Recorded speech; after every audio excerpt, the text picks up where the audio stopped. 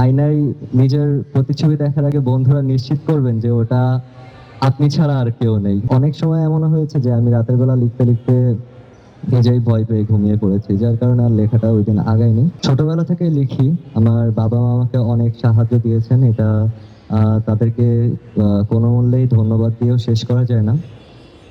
আম এই উপন্যাসটা যখন লিখলাম, আমি এটা লিখতে প্রায় ৭ থেকে ৮ মাস সময় লেগেছে আমার।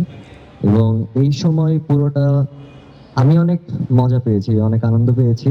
কারণ এই সময়টাতে আমি একটা ভৌতিক পরিবেশের মধ্যেই ছিলাম। যেহেতু এটা একটা ভুতুড়ে উপন্যাস। বিকাশ পেমেন্টে ১০,০০০ টাকার বেশি অফার। শপিং চলছে তো? ভৌতিক মানে পরিবেশ বলতে আমি এটা বোঝাচ্ছি না যে আমার বাসায় ভূত ছিল, এমন কিছু না। আমি বলতে চাই যে এ সময় আমি বেশ আ অনেকগুলো ভূতের গল্প বা সিনেমা যেমন 'দ্য এক্সোরসিস্ট' বা আম আ স্টিফেন কিং এর অনেকগুলো বই পড়া হয়। এছাড়াও ভূতের সিনেমাগুলোও দেখা হয়। যার কারণে একটা পরিবেশের মাঝেই আচ্ছন্ন ছিলাম। আ কিন্তু এখন সব পাঠকের উপরেই বর্তায় যে তারা এটা ভালো লাগা না লাগা তাদের উপরেই। তারা সমালোচনা করবেন, তারা প্রশংসা করবেন। আশা করি তারা আম ছোটখাটো ভুলগুলো মার্জনা করে দেবেন।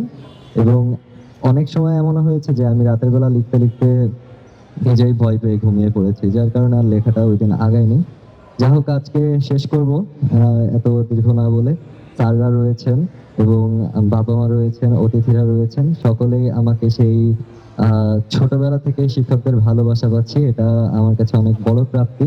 তাই এতগুলো প্রাপ্তির মাঝে আ আমার লেখাটা আমি সামান্য বলেই মনে করি।